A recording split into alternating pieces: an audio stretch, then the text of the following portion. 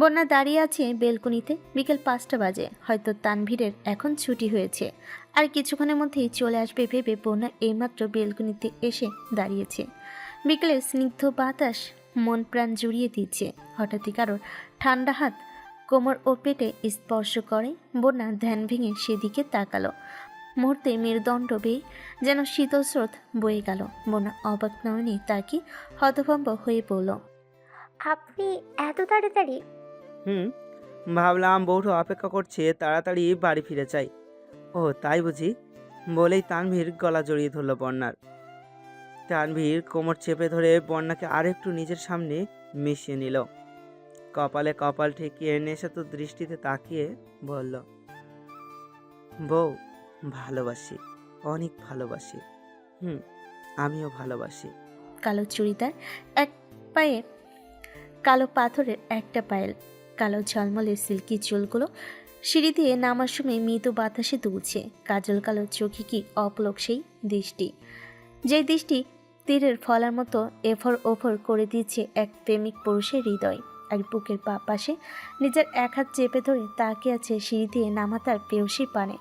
আজ কেন জানি মনে হচ্ছে হাত দিয়ে চেপে না ধরলে হৃৎপিণ্ডটা লাফিয়ে পক্ষ দেশ থেকে বেরিয়ে পড়বে। মাশাআল্লাহ মিম, তোকে অনেক সুন্দর লাগছে। মিমকে উদ্দেশ্য করে মেঘের কথা শুনে আরিফের কিছুটা ধ্যান ফিরল। তাকিয়ে দেখলো এতক্ষণে মিম নিচে নেমে এসেছে, মেঘের পাশে দাঁড়িয়ে আছে। পাশে মাহমুদা খান সহ বাড়ির 3 কর্তৃক গল্প করে ব্যস্ত। আরিফের ধ্যান ফিরতে সাথে সাথে বুকের বাপাশ থেকে হাতটা সরিয়ে দিল। আস্তে আস্তে আওড়ালো, আরিফ, তুই শেষ। এই বাড়িতে আর আসা যাবে না।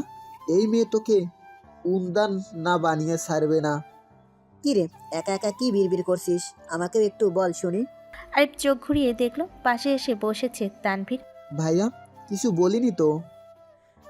তাই বলো, কিছু না বললেই ভালো।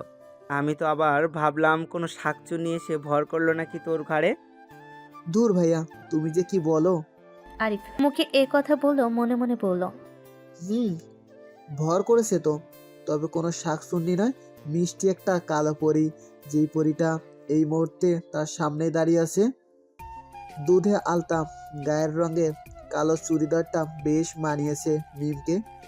কেন যে এই ছোট্ট পরীটা বারংবার বহু বেশি আরিফের সামনে আসে, পরীটা কি জানে না? তাকে দেখলে আরেকটা হৃদয় মুহূর্তেই থমকে যায়, এলোমেলো হয়ে যায় তার সব কিছু। উফ!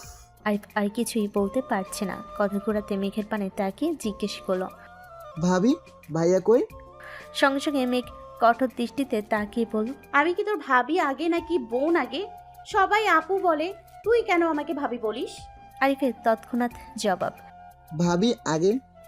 মেঘ একটুর আগে কিরমির চোখে তাকিয়ে অভিযোগের কণ্ঠে বলল, আরিফ, তুই তোর বোনকে ভুলে গেলি? শুধু ভাইকে সাপোর্ট করছিস যে। আমি তোর ভাবি আগে হয়েছি নাকি মামাতো বোন আগে হয়েছি? এবারও আরিফের নিরলস জবাব। ভাবি!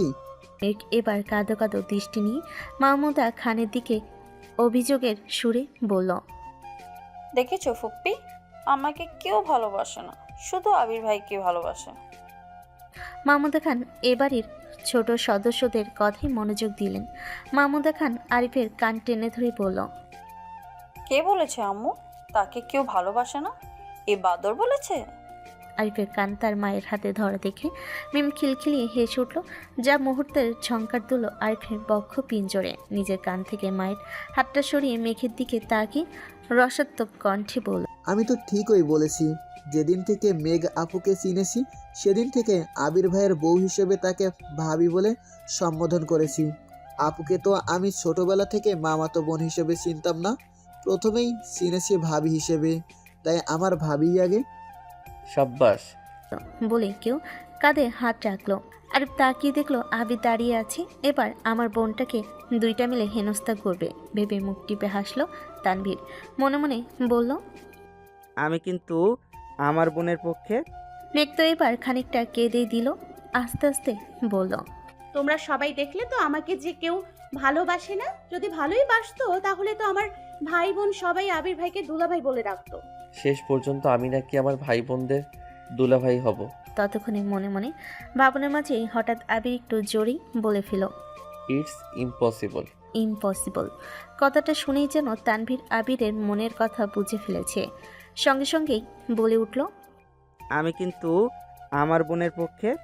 আবিরকে টিটকুনি কেটে বলল। আমি কিন্তু কারো সম্বন্ধী হই, এটা যেন সে মনে রাখে। এবার আবির তানভীরের উদ্দেশ্যে হাস্যকর কণ্ঠে বলল, ভাইজান, আমি তো আপনাকে আগেই বলেছি একান্তে দেখা করবেন। আমি আপনাকে সম্মানের চূড়ায় নিয়ে যাব, কিন্তু আপনি তো আর দেখা করলেন না। আবিরের হেসে এসে দেওয়া হুমকিটা আর কেউ না বুঝলো। তানভীর বুঝে এবার চুপ হয়ে গেল। কেটে গেল খানবাড়িতে আরও একটা হাস্যোজ্জ্বল দিন। সময় চলেছে সময়ের গতিতে। সেদিন আরিফ আর মাহমুদা খান চলে যাওয়ার পর কেটে গেছে আরও 7টা দিন। আজ শুক্রবার। খানবাড়িতে ছেলেদের আজ পাঞ্জাবি পরা দিন। মেঘ বারবার চেষ্টা করছে আবিকে পাঞ্জাবি, পায়জামা, টুপি সহ সকল যাবতীয় জিনিস গুছিয়ে সামনে দিতে, কিন্তু আবিরের করা নিষেধাজ্ঞার জন্য সে কিছুই করতে পারছে না। মেঘের ছটফটানি বুঝতে পেরে আবির পাঞ্জাবি আর টুপিটা বিছানায় এনে বসলো। মেঘের হাতে পাঞ্জাবি ও টুপিটা ধরিয়ে দিয়ে বলল, নাও, এগুলো আমাকে পরিয়ে দিয়ে নিজের মনের ছটফটানি কমিয়ে মনটাকে একটু স্বস্তি দাও। মেঘ বহুদিন পর একটা কাজ পেয়ে তো মহা খুশি। অসুস্থ হওয়ার পর থেকে আবির এমনিতেই কোনো কাজ করা পছন্দ করে না, আর এখন কয়েকদিন ধরে তো বিছানা থেকে নামতেও দিচ্ছে না। মেঘ হাসি হাসি মুখে পাঞ্জাবিটা আবিরকে পরিয়ে দিল। টুপিটা মাথায় দিই মেঘ বলে উঠল, মাশাআল্লাহ, আপনাকে অনেক সুন্দর লাগছে আহিয়ার আব্বু। মেঘের কথা শুনে আবির একটু মুচকি হেসে মেঘের কপালে চুমু দিল। আদি, এই আদি, তাড়াতাড়ি আয়। এবার মসজিদে খুতবা শেষ হয়ে নামাজ আরম্ভ হয়ে যাবে মনে হয়। একটা শুক্রবারও তোর জন্য তাড়াতাড়ি নামাজে যেতে পারি না। বাহির থেকে তানভীরের আওয়াজ শুনে এবার আবিরও বের হয়ে গেল নামাজের উদ্দেশ্যে। এখন শুধু 3 ভাই নামাজে যাবে। বাড়ির 3 কর্তা অনেক আগে মসজিদে চলে গেছে। ছেলেরা সবাই চলে যাওয়ার পর বাড়ির মেয়ে বউরা নামাজ আদায় করে নিল। হয়তো আর কিছুক্ষণের মধ্যে সবাই নামাজ পড়ে বাড়ি ফিরে আসবে। তাই বাড়ির কর্ত্রী টেবিলে খাবার গোছানোয় ব্যস্ত। বোনাও সাথে সাথে এগিয়ে দিচ্ছে সব কিছু। বোনার মতে এই বাড়ির মানুষদের কথা যত বলা হবে ততই যেন কম হবে। এক কথায় এই বাড়ির সকল সদস্যগুলো অসাধারণ ও চমৎকার ব্যক্তিত্বের অধিকারী। বাড়ির কর্তারা বোনাকে নিজেদের বাড়ির মেয়ের মতোই আদর করে। আর হালিমা খান, মালিয়া খান ও আকলিমা খানের কথা তো বলে শেষ করা যাবে না। মেঘ ও মিমের স্থানটা এই বাড়িতে যে জায়গায়, বন্যাকেও তারা সেই জায়গায় রেখেছে। মূলত এই বাড়ির কর্ত্রীরা চায় বন্যা, মেঘ আর মিমের মতো কোনো কাজকর্ম না করুক। তাদের পরবর্তীতে তো এই ঘর সংসার মেঘ, বন্যা ও আদির বউকেই সামলাতে হবে। তখন না হয় তারা করবে, কিন্তু বোনের এসব মানতে নারাজ।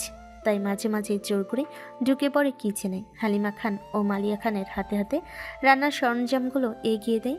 আজকাল নিজের মা দূরে থাকায় কষ্টটা এই 3 মহিষী নারীকে দেখলেই বন্যা ভুলে যায়। মহিষী না হলে কেউ ছেলের বউকে নিজের মেয়ের মতো রানী করে রাখতে পারে? তার চেয়ে মেঘ, মিম আদির কথা আর কি বলবে বন্যা? ওরা তো অসম্ভব ভালোবাসে বন্যাকে। বন্যা মনে মনে এসব ভেবে আল্লাহর কাছে শুকরিয়া আদায় করলো। এমন একটা পরিবার পাওয়া সত্যি ভাগ্যের ব্যাপার। যে পরিবারে আবির ভাইয়ের মতো একটা বড় ভাই আছে, সেখানে তো স্নেহের কোনো অভাবই নেই। বোনার এসব ভাবনার মাঝে বাড়ির মেন গেট পেরিয়ে ঢুকলো বাড়ির সকল ছোট বড় পুরুষ সদস্য। আবির এসেই রুমে চলে গেল মেয়েকে খাওয়ানোর উদ্দেশ্যে ড্রয়িং রুমে আনতে। 5 মিনিটের ভিতর নিয়েও আসলো। আবির মেঘকে নিয়ে এসে চেয়ারে বসিয়ে দিল, তারপর নিজেও নিজের চেয়ারে গিয়ে বসলো। আজ শুক্রবার বলে খানবাড়ির প্রতিটা চেয়ারই পরিপূর্ণ। তানভীর বন্যার বিয়ের পর থেকে খানবাড়ির ডাইনিং টেবিলে যোগ হয়েছে আরেকটা চেয়ার, যা তানভীরের পাশে বন্যার জন্য অবস্থিত। বন্যা সচরাচর সবার সাথে বসতে চায় না। ও সবসময় চায় নিজের মা সমতুল্য শাশুড়িদের সাথে বসে খেতে। কিন্তু শুক্রবার দিন আলী আহমেদ খান, মোজামেল খান ও ইকবাল খান সহ সকলের জোড়াজুড়িতে একসাথে বসতেই হয়। খানবাড়ির সকল সদস্য দুপুরে খাবার খেতে ব্যস্ত। বাড়ির 3 কর্ত্রী সবাইকে খাবার সার্ভ করে দিচ্ছে। হঠাৎই আলী আহমেদ খান আবিরের উদ্দেশ্যে বলেন, আবির, তুমি যদি একদিনের জন্য আমাদের রাজশাহী অফিসে যেতে তাহলে অনেক ভালো হতো। শুনলাম সেখানে কিছু প্রবলেম হয়েছে। আলী আহমেদের কথা শুনে মেঘ, আবির সহ সকলেই মাথা তুলে তাকালো। কিন্তু আব্বু, মেঘ এখন অসুস্থ, ওকে এই অবস্থায় রেখে আমি এত দূরে শহরের বাইরে কি করে যাই? আমি বুঝতে পারছি তোমার ব্যাপারটা, কিন্তু আজ রাতের গাড়িতে ইকবাল সিলেট যাবে, আর মোজাম্মেলের শরীরটাও ভালো না। ওকে কি করে বলি এত দূর যেতে? ভাইজানের কথার পরপরই কথা বলেন। ভাইজান থাক না, আবির যেহেতু যেতে চাচ্ছে না আমিই যাই। মোজাম্মেল খানের কথা শুনে এবার আবির উত্তর দিল। আচ্ছা ঠিক আছে, আমি যাব। কবে যেতে হবে? মুখে হাসি রেখা টেনে আলী আহমেদ খান জানালেন। আজ রাতের গাড়িতে চলে যাও। কাল সারাদিন সকল সমস্যার সমাধান করে আবার না হয় কাল রাতের গাড়িতে ফেরত এসো। ঠিক আছে আব্বু। বলে আবির খাওয়া শেষ করে বেসিনে হাত ধুতে চলে গেল। এবার মোজাম্মেল খান তানভীরের উদ্দেশ্যে বলেন। তোমার কি খবর? চাকরি জীবন কেমন চলছে? ভালো লাগছে তো? তানভীর খানিকটা হেসে জবাব দিল। এই তো আব্বু, আলহামদুলিল্লাহ ভালো যাচ্ছে। এতক্ষণ যাবৎ মেঘ আদি ও মিম ফিসফিসিয়ে কথা বলে দুষ্টামি করলো। এখন আব্বু ও বরাবর কথা সবাই চুপ হয়ে গেছে। আবিরের রাজশাহী যাওয়ার কথা শুনে বন্যা তো বারবার মেঘের মুখ পানে তাকাচ্ছে। এতক্ষণে হাসি খুশি থাকা মেয়েটা যেন এখন কেঁদেই দিবে। আবির এসে যথারীতি মেঘকে আবার রুমে নিয়ে গেল। মেঘের এখন প্রায় 8 মাস চলে। সময়ের তুলনায় পেটটা একটু বেশি উঁচু হয়েছে। মেঘের কোথাও যাওয়ার প্রয়োজন পড়লে বেশিরভাগ আবির নিজেই ধরে নিয়ে যায়। আর আবিরের অনুপস্থিতিতে হালিমা খান, মালিয়া খান, আকলিমা খানও বন্যা তো আছেই। এখন সন্ধ্যা 7টা, মেঘ একাই রুমে শুয়ে আছে। তার মনটা আজ ভালো নেই। একটু পর তার আবির ভাই রাত 10টার গাড়িতে রাজশাহী চলে যাবে। বেবি যেন মেঘের চোখ দুটো নোনা জলে ভরে যাচ্ছে। আবির গিয়েছে 3য় তলায় তাদের আগের রুমে। এই তো কিছুক্ষণ আগে রাকিব আর রাসেল এসেছে। মূলত আবির নিজেই ওদের ডাকিয়েছে। যেহেতু আজ হঠাৎ করে রাজশাহী যাওয়ার সিদ্ধান্ত হয়েছে, তাই আবির আগামীকালের সকল কাজকর্ম রাকিব আর রাসেলকে বুঝিয়ে দিতে চায়। কিন্তু রাকিব আর রাসেল তা মানতে নারাজ। তাদের একটাই কথা, বন্ধু এত কিছু কেন বোঝাচ্ছিস? মাত্র একটা দিনেরই ব্যাপার তো, তারপর তুই ফিরে এসে সব কিছু নিজের মতো সামলে নিস। ওদের কথা শুনে আবির কিছুক্ষণ চুপ করে থাকলো। ওদের কি করে বোঝাবো? আজ বোনটা কেমন জানি কুগাইছে। যদিও কখনো এরকম কিছু আমি বিশ্বাস করি না, কিন্তু আমার মেঘ তো করে। ওর সাথে থাকতে থাকতে দিন দিন ওর মতোই হয়ে যাচ্ছি। আজ কেন জানি মনে হচ্ছে আমার মেঘের সাথেই দেখাই যেন শেষ দেখা। রাসেল আবিরকে ডেকে বলল, কিরে আবার কি ভাবতে বসলি? রাসেলের ডাকে আবিরের ভাবনাচ্যুত হলো। তারপর খানিকটা স্বাভাবিক হয়ে রাকিব ও রাসেলকে সবটা বুঝিয়ে দিল। রাকিব আবিরের কাঁধে হাত রেখে বলল, কিরে বন্ধু, কোনো সমস্যা? কি নিয়ে এত টেনশন করছিস? আবির এবার রাকিবের উদ্দেশ্যে বলল। জানি না রে। তারপর আবির খানিকক্ষণ চুপ করে থেকে আবারও বলল, রাকিব শোন, আমি যেটুকু সময় বাড়ির বাইরে আছি সেটুকু সময় তোরা কেউ ফোন বন্ধ রাখবি না। আমি বাড়িতে না থাকা অবস্থায় মেঘের যদি কোনো সমস্যা হয় তাহলে তানভীর যেন সাথে সাথে তোদের সাথে যোগাযোগ করতে পারে। আর তুই তো জানিসই ওর জন্য আমি কাদেরকে রক্ত দেওয়ার কথা বলেছি। রাসেল স্বাভাবিক কণ্ঠে বলল, তুই এত টেনশন করিস না, মেঘের তো এখনো ডেলিভারির সময় হয়নি। তাছাড়া যে কোনো সময় আমরা তোর ফ্যামিলির পাশে আছি, তুই নিশ্চিন্তে যা। রাত 1:22। আকাশে রূপালি থালার মতো মস্ত বড় একটা চাঁদ উঠেছে। ঝনঝন শব্দে ট্রেন চলছে, সাথে চলছে আকাশের চাঁদটাও। কিন্তু আবিরের চাঁদ তার পাশে নেই, কাছে নেই। নিস্তব্ধ আবির ট্রেনের জানালা দিয়ে তাকিয়ে আছে দূর ওই আকাশের চাঁদের পানে। দু চোখের পাতায় ঘুম নেই। মনটা কেন জানি অস্থির ভঙ্গিতে ছটফট করছে। বারবার চোখে ভাসছে আসার সময় মেঘের কান্না ভেজা চোখ দুটো। এই তো 2 ঘন্টা আগের কথা। মেঘ আবিকে বিদায় দেওয়ার সময় অঝরে কেঁদেছিল। আবিকে জাপটে ধরে বারবার বলেছিল, আহি আর আব্বু, আপনি প্লিজ একটু তাড়াতাড়ি আসার চেষ্টা করবেন। আমার আপনাকে ছাড়া একটু ভালো লাগে না। আবি শুধু নিরলস চোখে তাকিয়েছিল মেঘের মুখের দিকে। সে কি করে বোঝাবে মেঘকে তারও যে ভালো লাগছে না। এবার আবির ও মেঘকে শক্ত করে জড়িয়ে ধরল। তারপর হালকা ভাঙ্গা ভাঙ্গা কণ্ঠে বলল, মেঘ, আমায় কেন এত ভালোবাসিস বলতো? জানি না। যদি আমি কখনো না থাকি তাহলে এত ভালোবাসবি তো? মেঘ এবার হু হু করে কেঁদে উঠল আর বলল, আপনি এমন করে কেন বলছেন আহিয়ার আব্বু? আবির এবার মেঘের 2 চোখের পানি মুছে দিয়ে ওর বন্ধ চোখের পাতায় ঠোঁট ছুঁয়ে বলল, এমনিতেই বলেছি পাগলি, দেখলাম তুই কি বলিস। মেঘ আবারও আবিরকে শক্ত করে জাপটে ধরল। আবির মেঘের মাথায় ওষ্ঠ ছুঁয়ে বলল, মেঘ। মেঘ ভাঙ্গা ভাঙ্গা কণ্ঠে জবাব দিল, মানুষ মরণশীল, এই দুনিয়ায় আমরা কয়েক দিনের অতিথি মাত্র। যদি কখনো তোর আগে আমার মৃত্যু হয়, তখনও তুই আমার হয়ে থেকে যাস। কখনো কোনো অবস্থাতেই তোর বাকি জীবনটা অন্য কারো নামে লিখে দিস না। তুই মেঘ, আমৃত্যু এই এক আবিরের কাছে সীমাবদ্ধ থাকিস। দীর্ঘ কথার পর আবির থামল, কিন্তু তার হৃদয় হরণী মেঘ, তার তো কান্না থামার কোনো নামই নেই। অতঃপর আবির নিজেকে সামলে নিয়ে হাসি হাসি মুখে মেঘকে বলল, আরে পাগলি, সব কিছু এত সিরিয়াসলি কেন নিচ্ছিস? আমি কি এর আগে কখনো শহরের বাইরে যাইনি? প্রতিবারের মতো এবারও সুস্থভাবে ফিরে আসব আমার মেঘের কাছে। আমি তো এমনি বলেছি এসব কথা। মেঘ এবার আবিরের বুক থেকে মাথা তুলে তাকালো। আবিরের মুখটাকে দুহাতের আজলাই নিয়ে বলল, আহিয়ার আব্বু, বল আহিয়ার আম্মু। আমাকে কথা দিন, যত যাই হোক আল্লাহ তাআলা চাইলে আপনি আমার কাছে আবার ফিরে আসবেন। আবির মেঘের কপালে দীর্ঘ একটা চুমু খেয়ে বলল, ঠিক আছে, কথা দিলাম।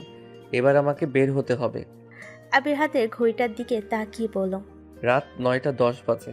এখন যদি বের না হয় তাহলে মনে হয় ট্রেন মিস করব। আবির মুখে মলিন হাসি রেখা টেনে আবারও বলল, ম্যাম, একটু হাসেন, আপনার হাসি মুখটা দেখে যেতে চাই।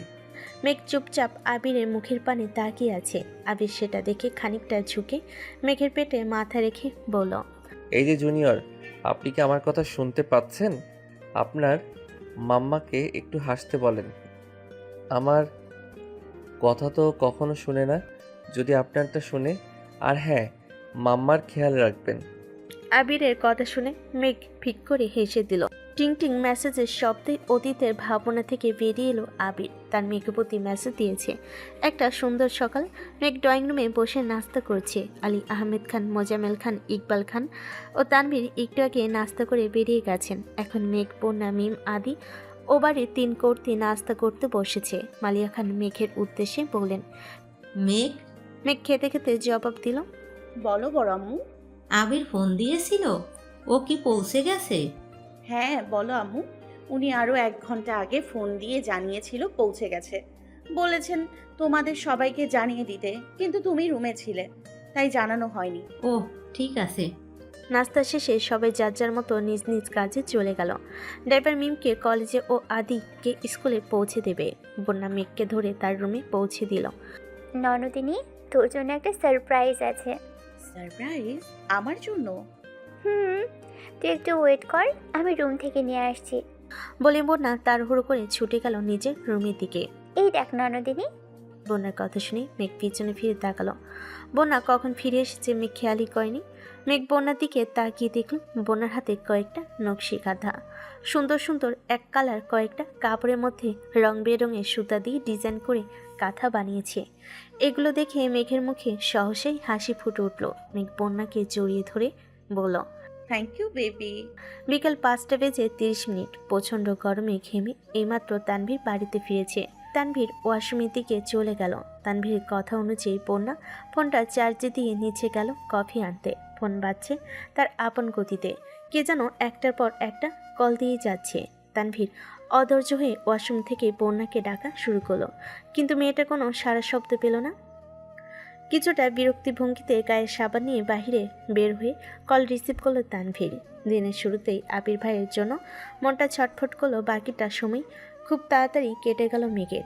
দুপুরের পর থেকে বন্যা মিমের সঙ্গে আড্ডা দিয়ে বাকিটা সময় পার করেছে মেঘ। এই যে এখন ড্রয়িং রুমে বসে রুমের সবার কাজকর্ম দেখছে। ননদিনী, কফি খাবি? না, তুই খা। আমিও খাবো না, তোর ভিলেন ভাইয়ের জন্য বানাতে যাচ্ছি, খেলে বল। মেঘ কোনো উত্তর দেওয়ার আগেই সবার নজর পড়ল সিঁড়ির দিকে। তানভীর কানে ফোন চেপে ধরে তার হুড় করে নামছে। ওকে দেখে বোঝা যাচ্ছে কোথাও বের হচ্ছে, কিন্তু কোথায় তা বন্যা জানে না। তাই সামনে কি জিজ্ঞাসা করলো, আপনি কি কোথাও বের হয়েছেন? কফি বানাচ্ছি, খেয়ে যান। না, এখন খাবো না।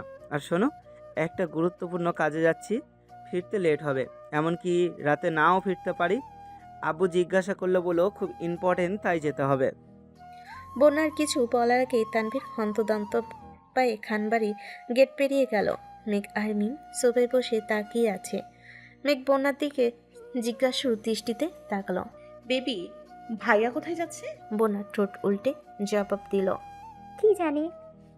সারাদিনে আবিরের সাথে বেশ কয়েকবার কথা হয়েছে মেঘের। দুপুরে খাওয়ার আগেও আবির কল দিয়েছিল। ছেলেটা শহরের বাইরে থেকেও আরও বেশি যত্ন নিচ্ছে মেঘের। ফোন দিয়ে খাবার, ওষুধ সব কিছুর কথা মনে করিয়ে দিচ্ছে। মেঘ এতে বরং খুশি হয়েছে। মনে হচ্ছে না আবির ভাই শহরের বাইরে এত দূরে আছে। এসব ভাবনার মাঝেই মেঘের হঠাৎ মনে হলো লোকটা তো বলেছিল যে কাজ ছেড়ে বিকেলের মধ্যেই ফেরার জন্য গাড়িতে উঠবে, তাহলে এখন নিশ্চয়ই গাড়িতে আছে ভেবেই মেঘ খানিকটা মুচকি হেসে ফোনটা হাতে নিয়ে আবিরকে একটা টেক্সট করলো। প্রায় 2 মিনিট হয়ে গেছে কিন্তু ফোনের ওই পাশ থেকে কোনো রিপ্লাই আসলো না। মেঘ মনে মনে ভাবলো তাড়াতাড়ি ফিরবে বলে কি আর ফেরা যায়, হয়তো আবার কোনো কাজে আটকে গেছে তাই ব্যস্ত হয়ে পড়েছে। সময় চলছে সময়ের গতিতে, তাকে আটকে রাখার ক্ষমতা এই পৃথিবীর কারণেই। ঘড়ি কাটা গিয়ে ঠেকলো রাত 9টার কাটায়। মেঘ হালিমা খানের রুমে মায়ের কোলে মাথা রেখে শুয়ে আছে। নিজের রুমে আবির নেই, তাই রুমটাকে আজ বড্ড বেশি ফাঁকা ফাঁকা লাগছে। হালিমা খান মেয়ের মাথায় কিছুক্ষণ হাত বুলিয়ে দিয়ে রুমে গিয়ে ঘুমাতে বলেন, কিন্তু মেঘের একটাই কথা, আজ সে মায়ের সাথে ঘুমাবে। এক প্রকার বাধ্য হয়েই হালিমা খান নিজেও মেঘের সাথে চলে গেলেন ওর রুমে ঘুমাতে। মেঘের শরীরটা আজ একটু বেশি ক্লান্ত লাগছে। রুমে গিয়ে বিছানায় শুয়ে ঘুমিয়ে পড়ল। ঘুমের মাঝে কেমন যেন লাগছে মেঘের। দুর্বল শরীরে চোখ মেলে তাকালো সামনের দিকে। মেঘের বড় বড় সামনে বড় দেওয়ালের ঘড়ি, সেখানে স্পষ্ট দেখা যাচ্ছে রাত 11টা বেজে 7 মিনিট। হঠাৎ করে কেন জানি মনে হচ্ছে ঘড়ির সময়টা যেন ঝাপসা হয়ে উঠেছে মেঘের চোখে। মাথাটাও ঘোরাচ্ছে। মাথা বলে ভুল হবে, শুয়ে থাকা অবস্থায় মনে হচ্ছে মেঘের পুরো দুনিয়াটাই ঘুরছে। মুখে কিছু বলার যেন শক্তি পাচ্ছে না। মনে হচ্ছে জনিতে গড়িয়ে ভেসে যাচ্ছে কোনো তরল পদার্থ। মেঘ ঝাপসা চোখে পাশে তাকালো। মেঘের হাতে স্পর্শ পেয়ে হালিমা খান মেয়ের দিকে ফিরে আবার ঘুমিয়ে পড়ল। মেঘ কাঁপা কাঁপা কণ্ঠে বলল, আম্মু, আই আম্মু। কিন্তু হালিমা খান যেন আজ কিছুই শুনতে পাচ্ছে না। এমন সময় এবারই কেউ কখনো ঘুমায় না। আজ হয়তো মেঘের সাথে হালিমা খানও এতক্ষণ শুয়েছিল বিধায় ঘুমিয়ে গেছে। মেঘ আবারও কাঁপা কাঁপা হাতে হালিমা খানকে ডেকে উঠল। আম্মু। হালিমা খান পিটপিট করে মেঘের দিকে তাকালো। হঠাৎ যেন ছটকা মেরে ওনার 2 চোখের ঘুম উদা হয়ে গেল। মেঘের খিঁচুনি উঠেছে, কেমন যেন কাঁপছে। হালিমা খান মেয়েকে বুকে নিয়ে চিৎকার করে সবাইকে ডাকলো। তার চিৎকারে সবাই এসে হাজির হলো মেঘের রুমে। মেঘ কেমন যেন করছে, পুরো বিছানায় ভেসে গেছে লাল তরল রক্তে। হালিমা খান এসে এসব দেখেই যেন থমকে গেছে। স্থির হয়ে দাঁড়িয়ে রইল 2 মিনিট। কাঁপা কাঁপা কণ্ঠে আকলিমা খানের দিকে তাকিয়ে বলল, আকলিমা, তানভীরকে গিয়ে বল এক্ষুনি গাড়ি বের করতে। মেঘের রুমের বাইরে আরিফ দাঁড়িয়ে। মিম ছুটে গেল ভিতরে। আকলিমা খানও বন্যা মেঘের পরনে ড্রেসটা চেঞ্জ করে দিল, যা ইতিমধ্যে লাল রক্তে রঞ্জিত হয়ে উঠেছে। সব কিছু ঠিকঠাক করে আকলিমা খান আরিফকে ভেতরে ডাকলো। আরিফ কিছুটা ইতস্ত করে মেঘের মুখের পানে তাকালো। মেঘের অবস্থা অনেক খারাপ। মুহূর্তে কেন জানি আরিফের বুকের ভেতরটা কেঁপে উঠল। মনে মনে ভাবলো, আবির ভাই যদি একবার দেখতো তার কাদম্বিনীর এই অবস্থা, তাহলে হয়তো তাকে আর সামলানো যেত না। কিন্তু ভাগ্যের কি নির্মম পরিহাস, দেশের 2 প্রান্তে 2 জন, কেউ কারো অবস্থা জানতেই পারল না। আরিফের ভাবনার মাঝেই হালিমা খানের কান্নার শব্দে ধ্যান ভাঙল। হালিমা খান কাঁদতে কাঁদতে বলল, বাবা, আমার মেয়েটাকে তাড়াতাড়ি হসপিটালে নিয়ে চলো, আমি ওর এই অবস্থা আর দেখতে পাচ্ছি না। আরিফ কিছুটা ভেবে বলল, কিন্তু মামি, আপুকে স্ট্রেচারে করে এই অবস্থায় সিঁড়ি দিয়ে নামালে তো আরও সমস্যা বাড়বে। বাকি সবাই কিছু বুঝে ওঠার আগে মিম হঠাৎ করে বলে উঠল, আরিফ ভাই, আপনি আপুকে কোলে নিয়ে প্লিজ তাড়াতাড়ি অ্যাম্বুলেন্সে তুলে দেন। আপুর অবস্থা ভালো না, এই সময় এত কিছু ভাবনা চিন্তা করার সময় নেই। মিমের কথা শুনে আরিফ আশ্বাস পেল। খানিকটা ঝুঁকে মেঘকে কোলে তুলে ছুটে চলল অ্যাম্বুলেন্সের দিকে। মেঘ ঝাপসা চোখে কাউকে তেমনভাবে দেখতে পাচ্ছে না, কিন্তু সবার কথাই শুনতে পাচ্ছে। আর একটু পর পর বলছে, আমার আবির ভাইকে এনে দাও। আবির ভাই, আপনি কই? মেঘ আরিফের কোলে থাকার কারণে আরিফ এসব কথা খুব সহজেই শুনতে পেল। আরিফ মেঘকে আশ্বাস দিয়ে বলল, ভাবি, ভাই আসবে, আপনি চিন্তা করবেন না।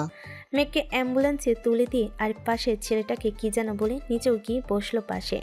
সাথে গেল মালিয়া খান ও হালিমা খান। আকলিমা খানকে বলে গেল বাড়ি পুরুষদের ফিরলে তাদের সাথে যেন হসপিটালে যায়। মুহূর্তে অ্যাম্বুলেন্সটা ভয়ঙ্কর শব্দ জানিয়ে খানবাড়ির গেট পেরিয়ে গেল।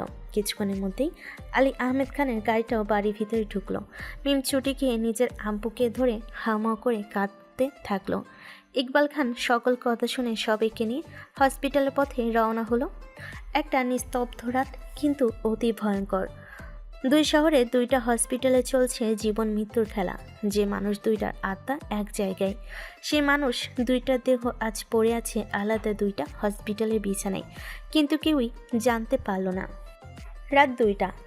ডক্টর দীর্ঘ 1 ঘন্টার চেষ্টার পর মেঘের খিঁচুনি কমাতে সক্ষম হয়েছে।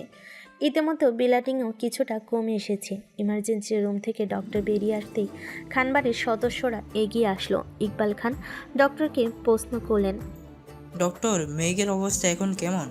এখন মোটামুটি ভালো। খিঁচুনি ও ব্লিডিং দুইটাই কমে এসেছে। পেশেন্টকে ঘুমের ইঞ্জেকশন দেওয়া হয়েছে। আপাতত পেশেন্টের রেস্টের প্রয়োজন।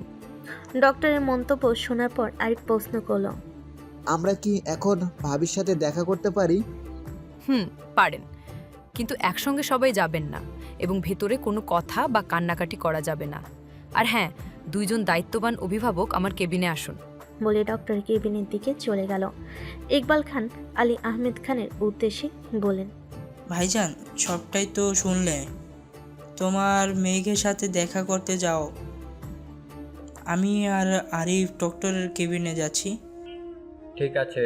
এবার আলী আহমেদ খান মোজাম্মেল খানের উদ্দেশ্যে বলেন, মোজাম্মেল আর কতক্ষণ স্তব্ধ হয়ে বসে থাকবে? চলো, মেয়েকে দেখতে যাবে। মোজাম্মেল খান ভাইয়ের কথার কোনো উত্তর না দিয়ে উঠে এসে ভাইকে জড়িয়ে ধরে হু হু করে কেঁদে দিলেন। ভাঙ্গা ভাঙ্গা কণ্ঠে বলেন, ভাইজান, আমার একটা মাত্র মেয়ে, ওর কিছু হলে আমি সইতে পারবো না।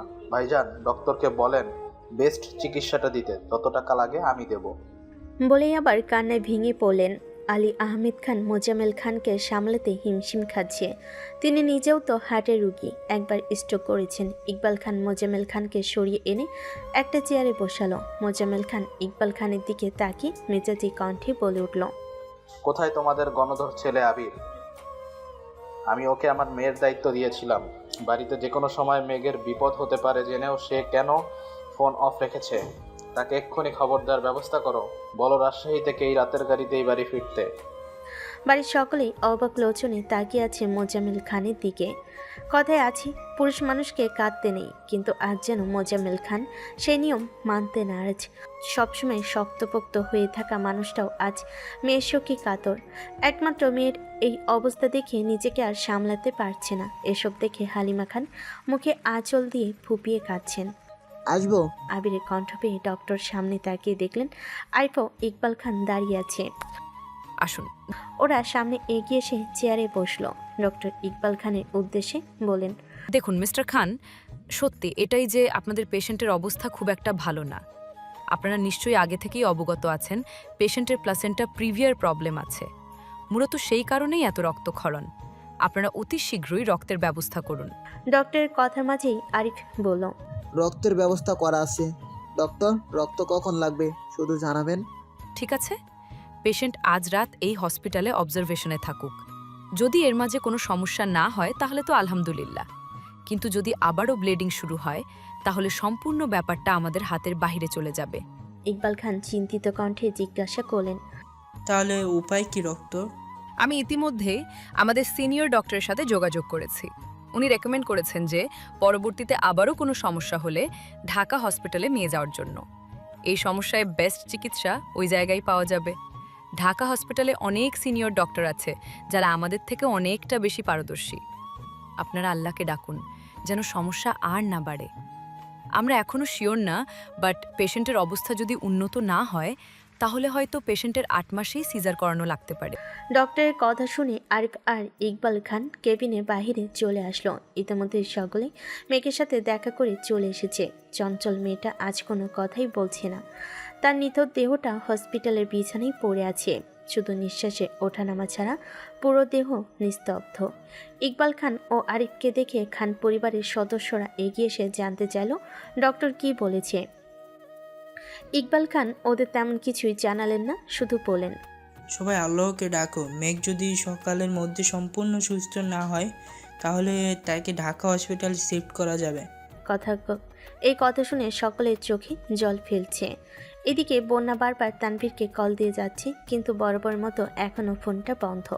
বাধ্য এবার রাকিবের ফোনে কল দিল বন্যা। বন্যার কণ্ঠ পেয়ে রাকিব ফোনটা তানভীরের কাছে নিয়ে দিল।